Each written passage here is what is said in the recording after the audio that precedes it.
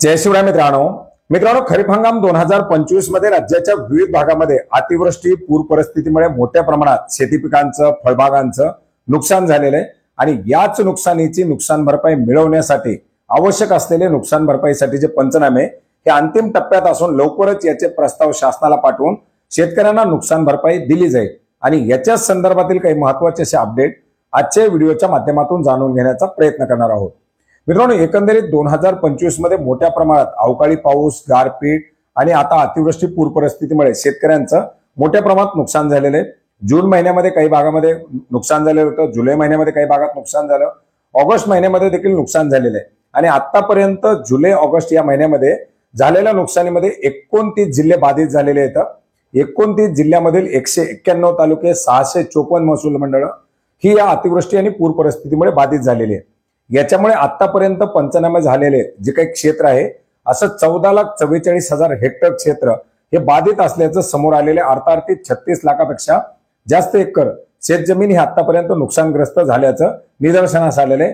याच्यामध्येही 29 जिल्ह्यापैकी 12 जिल्ह्यातील नुकसान हे अतिशय मोठ्या प्रमाणात आहे आणि याच्यामध्ये नांदेड जिल्ह्यामध्ये झालेलं नुकसान हे सर्वाधिक नुकसान या ठिकाणी दिसून आलेलं आहे। मित्रांनो, अशा प्रकारे नुकसान होत असताना शेतकऱ्यांच्या मनामध्ये पडलेला प्रश्न की आता जवळजवळ खरीप हंगामातील पिकं पूर्णपणे हातातून गेलेली आहेत। याच्यामध्ये सोयाबीन असेल, मूग असेल, उडीद असेल, मका असेल, कापूस असेल किंवा बाजरी असेल किंवा इतरही काही हळद किंवा इतर पिकं असतील ही मोठ्या प्रमाणात बाधित झालेली आहेत। मग अशा नुकसानग्रस्त झालेल्या शेतकऱ्यांना मदत सरकार देणार तरी कधी? मित्रांनो, शेतकऱ्यांना मदत देण्यासाठी आवश्यक असतात ते म्हणजे ग्राम स्तरावरती होणारे पंचनामे, कारण नुकसान भरपाई सरसकट देण्यासाठीचा निर्णय शासनाच्या माध्यमातून घेण्यात आलेला नाही, परंतु पंचनामे मात्र सरसकट केले जात आहेत। ज्या ज्या ठिकाणी बाधित क्षेत्र असेल त्या त्या ठिकाणचे पंचनामे केले जात आहेत। या पंचनामे करत असताना हे पंचनामे झाल्यानंतर त्या त्या क्षेत्रामधील आकडेवारी समोर येते, कोणत्या पिकाचं किती नुकसान झालेलं आहे, त्या शेतकऱ्याचे एकूण किती क्षेत्राचं नुकसान झालेलं आहे, मग त्याची आकडेवारी गावानुसार, महसूल मंडळानुसार, तालुक्यानुसार जाते। त्याच्यामध्ये पुन्हा ई-पीक पाहणी किती शेतकऱ्याची झालेली आहे, लागवडीखालील क्षेत्र किती आहे, त्याची पुन्हा आकडेवारी करून पुढे ते प्रस्ताव पाठवले जातात आणि साहजिकच ही जोपर्यंत पूर्ण माहिती होत नाही किंवा माहिती एकत्रित केली जात नाही, जोपर्यंत या पंचनाम्याच्या प्रक्रिया पूर्ण होत नाही तोपर्यंत शेतकऱ्यांना ती मदत सुद्धा मिळत नाही आणि अशाच या मदतीसाठी प्रस्ताव तयार करण्यासाठी आवश्यक असलेले पंचनामे आता अंतिम टप्प्यामध्ये, कारण गेल्या 2-3 दिवसामध्ये सुद्धा आणखीन काही भागामध्ये अतिवृष्टी किंवा शेती पिकांचं नुकसान झालेलं आहे।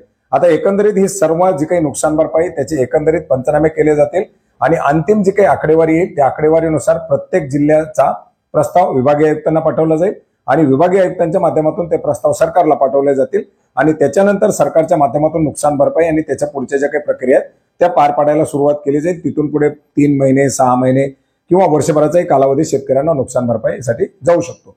परंतु नुकसान भरपाई येत असताना किंवा नुकसानाची आकडेवारी दाखवली असताना याच्यामध्ये आपण जर पाहिलं तर 12 जिल्हे हे अतिशय नुकसानग्रस्त दाखवण्यात आलेले आहेत। ज्याच्यामध्ये आपण पाहिलं तर सर्वाधिक नुकसानग्रस्त दाखवण्यात आलेला आहे तो म्हणजे नांदेड। नांदेडमध्ये जवळजवळ 6,20,566 हेक्टर बाधित दाखवण्यात आलेले आहे। वाशिम जिल्ह्यामध्ये 1,64,557 हेक्टर, याच्यानंतर यवतमाळ जिल्ह्यामध्ये 1,64,932 हेक्टर, धाराशिव जिल्ह्यामध्ये 1,50,753 हेक्टर, बुलढाणा जिल्ह्यामध्ये 89,782 हेक्टर, अकोला जिल्ह्यामध्ये 43,828 हेक्टर, सोलापूर जिल्ह्यामध्ये 47,266 हेक्टर। आता याच्यानंतर जे काही बाधित जिल्हे आहेत दुसरे, ज्याच्यामध्ये आपण जसं उदाहरण जर पाहिलं तर लातूर असेल, बीड असेल, हे जे काही जिल्हे आहेत याची आकडेवारी आणखीन आलेली नाही, त्याचे जे काही पंचनामे आहेत ते आणखीन सुरू आहेत आणि जशी काही आकडेवारी गेल्या वर्षी सुद्धा आपण पाहिलं होतं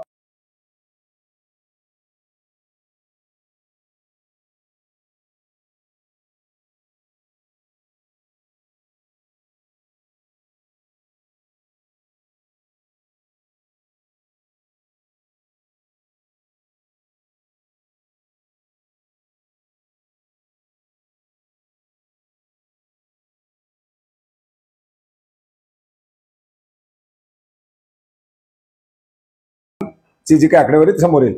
आता नुकसानग्रस्त जिल्ह्यामध्ये आपण जर पाहिलं तर याच्यामध्ये नांदेड, वाशिम, यवतमाळ, बुलढाणा, अकोला, सोलापूर, हिंगोली, धाराशिव, परभणी, अमरावती, जळगाव, वर्धा, सांगली, अहिल्यानगर, छत्रपती संभाजीनगर, जालना, बीड, लातूर, धुळे, जळगाव, रत्नागिरी, चंद्रपूर, सातारा, नाशिक, कोल्हापूर, सिंधुदुर्ग, गडचिरोली, रायगड आणि नागपूर असे हे एकंदरीत 29 जिल्हे आहेत.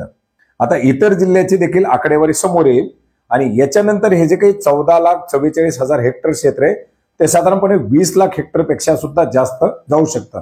कारण मित्रांनो, याच्यापेक्षा कमी पाऊस असताना सुद्धा 21 लाख हेक्टर पेक्षा क्षेत्र म्हणजे 2022 मध्ये आपण पाहिलं होतं की बाधित झालं होतं. मग त्या परिस्थितीमध्ये यावर्षी जी झालेली नुकसान आहे ती अतिशय जास्त आहे आणि शेतकऱ्यांची जी संख्या असणार आहे ती सुद्धा एकंदरीत जास्त असू शकते. साधारणपणे 9 लाखापेक्षा जास्त शेतकरी हे नुकसान भरपाईसाठी नांदेड जिल्ह्यातून पात्र होऊ शकतात. इतर जिल्ह्याची आकडेवारी समोर येईल आणि लवकरात लवकर हे पंचनाम्याची प्रक्रिया पूर्ण करून शेतकऱ्यांच्या नुकसान भरपाईचे पंचनामे जे प्रस्ताव आहेत ते शासनाला पाठवले जातील, अशी माहिती आता कृषी मंत्र्यांच्या माध्यमातून देण्यात आलेली आहे. आशा करूयात लवकरात लवकर ही प्रक्रिया पूर्ण करून या सप्टेंबर महिन्यामध्ये ज्याचे प्रस्ताव जर शासनाला गेले तर साधारण दिवाळीपर्यंत तरी शेतकऱ्यांच्या खात्यामध्ये नुकसान भरपाई वितरित केली जाऊ शकते. तर मित्रांनो, नुकसान भरपाई 2025च्या संदर्भातील एक महत्वाचं अपडेट होतं, ज्याची माहिती आपणास नक्की उपयोग पडेल अशी आशा करतो. याच्या संदर्भातील जे काही डिटेलली अपडेट येत राहतील, याचे GR असतील किंवा याच्या नुकसानीच्या आकडेवारी असतील, बाधित शेतकऱ्यांची संख्या असेल, ते आपण वेळोवेळी विश्वासार्ह माहिती आपल्या चॅनलच्या माध्यमातून घेण्याचा प्रयत्न करूया. भेटूयात नवीन माहितीसह, नवीन अपडेट्ससह. धन्यवाद.